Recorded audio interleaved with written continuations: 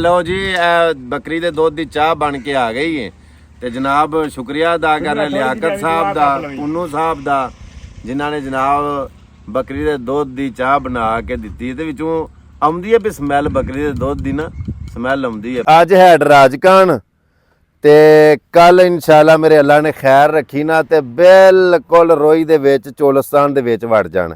अज बुध है ते टाइम हो गया 5:15 डीगर का टाइम हो गया। नहीं पी मैं नहीं पानी नहीं पीना।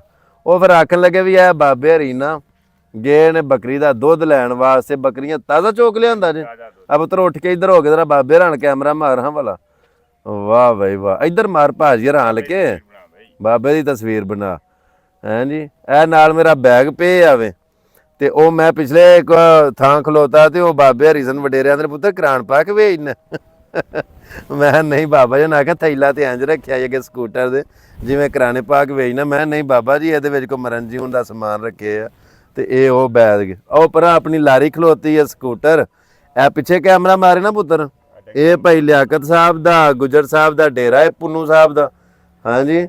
ते इधर मारे ना पुत्र ए कैमरा इधर नेड़े खा रहा जा देसी चाह देसी माहौल दे नेड़े जा टुरदा टुरदा टुरदा टुरदा नेड़े जा ए बकरी दे दुध की खालस चाह बनती है पे जनाब वाह वाह वाह क्या बात है। माहौल कित्थे लभदा जे शहरां दे विच ते कित्थे लभदा जनाब सानू ये माहौल कित्थे लभदा सानू जनाब शहरां दे विच ते ये कित्थे लभदा सानू हैं जेड़े एसियां दे विच वड़े हुन्ने आ ते अपना कोई पता नहीं किसे दे आए गए दा नहीं पता किसे दी खिदमत नवाजी दा नहीं पता जनाब किवें किसे नूं बहाना है किवें किसे दी इज्जत करनी है।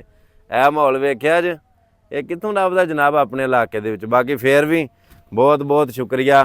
कल इंशाल्लाह 14 तरीक नूं रोई चोलिस्तान वड़ जाना फिर इंशाल्लाह तुहानूं वो सारा माहौल सारा वो पुराना कल्चर किला द्रावड़ समेत सारियां जो जो कोई तुसी चीज़ां वेखना चाहते हो वो इंशाल्लाह तुहानूं वहावांगे और अल्लाह पाक दी ज़ात तुहानूं भी वेखण वालिआं नूं सलामत रखे। तुसी बड़े गौर दे नाल बड़ी तवज्जो दे नाल बड़ी मुहब्बत दे नाल वेख रहे हो इंशाल्लाह ये तुहानूं कल्चर पुराना वेख के बड़ा अच्छा लगेगा बड़ा मज़ा आएगा।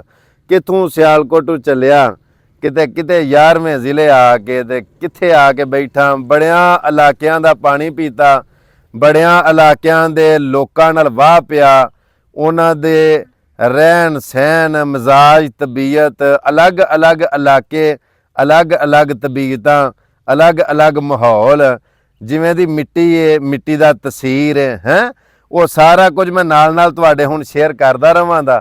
मेरे नाल जिवें इंडिया वाले आंदे ना हमारे साथ जुड़े रहिए हुण मेरे नाल जुड़े रहो तो गर्मी दे विच अपना आप ही नहीं नाल रहिंदा हर शाय जनाब दूर दूर होई जाती है। बाकी मेरे नाल जुड़े रहो तुहानूं अच्छियां अच्छियां चीज़ां वेखण नूं मिलणगीआं।